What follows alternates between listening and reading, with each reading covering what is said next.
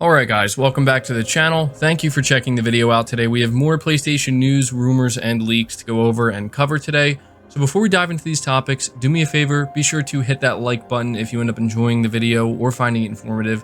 And if you are new here to the channel, consider hitting that subscribe button as well.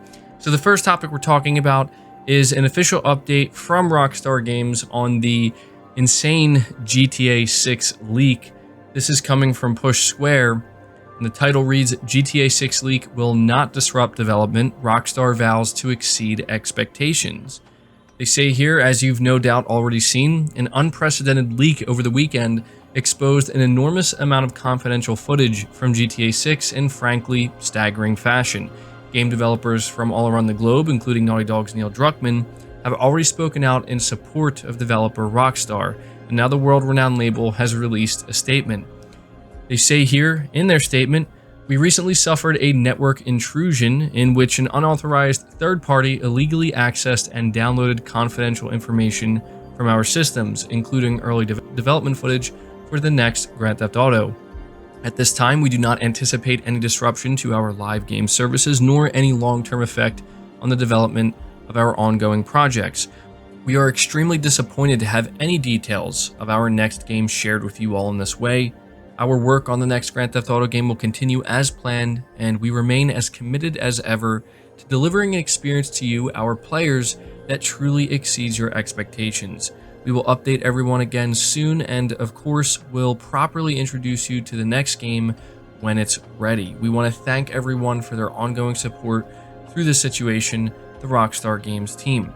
The article concludes by saying there had been speculation on Sunday evening that GTA 5's source code was in the public domain, and this could lead to an untold consequence to GTA Online, but it appears that the developer is not concerned.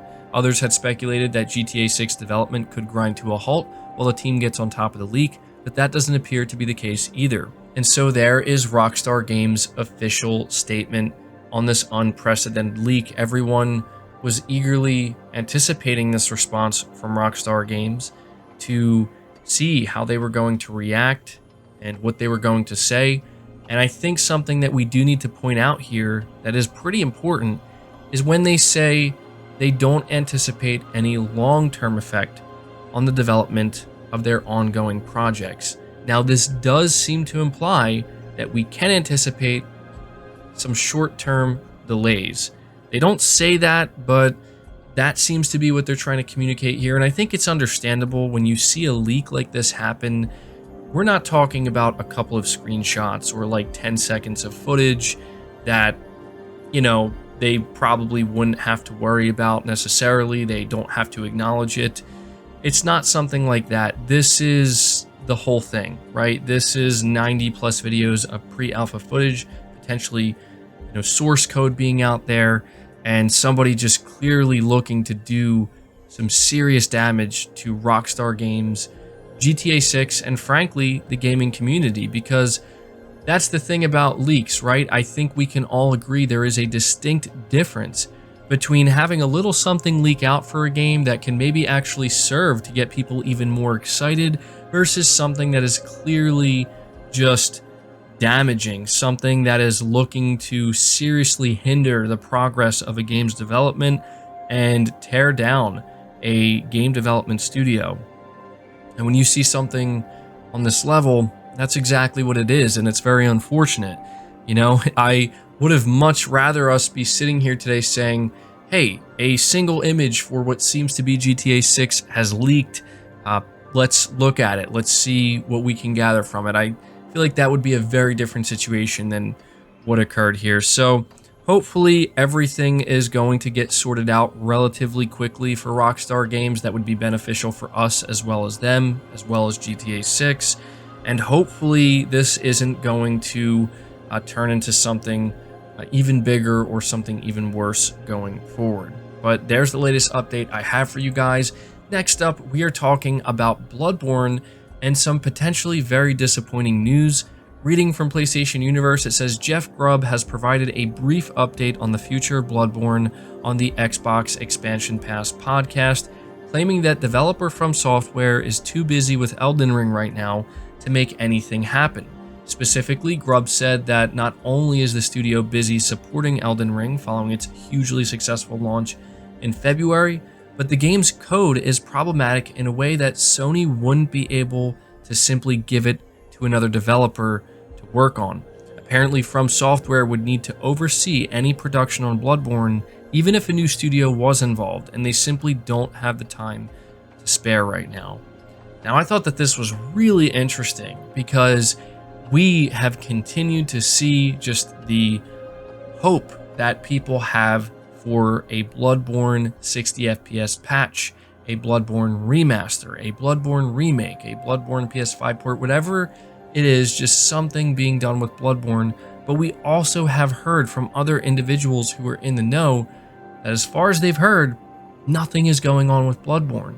And now we're hearing from Jeff Grubb, who is another reliable source, saying the exact same thing, but also providing us an explanation, which I think is important to pay attention to. He's saying that Sony's hands are kind of tied here. They can't do anything with Bloodborne because of the code, and they would need From Software to be a part of it, which I think is a good thing in the end, because I think most people would want From Software to be involved. So at the very least, what we can take away from this, maybe the only good news, is that in the future, if Sony does something with Bloodborne, which you have to imagine eventually they will, even if it's not anytime soon, eventually they will, From Software will be involved to some degree, and I think that that will make pretty much everybody happy. So some disappointing news nonetheless. Let me know what you think about that. Next up, I want to give you a quick update on the Gran Turismo movie because they add another star. So reading from PlayStation Lifestyle, it says PlayStation Productions is going all out when it comes to its movie projects, building yet another star-studded cast for its upcoming Gran Turismo movie. According to The Hollywood Reporter, Orlando Bloom has been tapped for a role this time. After the success of Tom Holland and Mark Wahlberg with Uncharted, Sony Pictures Entertainment is gearing up for a number of movie and film projects based on PlayStation IP. After originally being scrapped sometime around 2015, Gran Turismo is being given another shot under the watchful eye of game creator Kazunori Yamauchi. The news of Orlando Bloom's casting came a day after it was revealed that Stranger Things star David Harbour will play the role of a racing mentor. He will portray a retired driver who teaches the teen to drive. The teen here is the protagonist, a Gran Turismo player who ends up becoming an actual race car driver. The movie is based on a true story. And as for the role for Bloom, according to The Hollywood Reporter, he will play a hungry marketing exec who is selling the sport of motor racing and just may believe in its art too. So yeah, Gran Turismo is going to begin shooting in Europe next week, and right now its release is scheduled for August 11th, 2023. So I told you guys I would keep you updated with this. Now, not only do we have David Harbour on board with this Gran Turismo movie, but now Orlando Bloom as well. It's sounding like it has a lot of potential, so let me know your thoughts on that. Next up, I have an interesting write-up from Push Square where it says Sony's XDEV Japan division is assisting with PS5's Rise of the Ronin.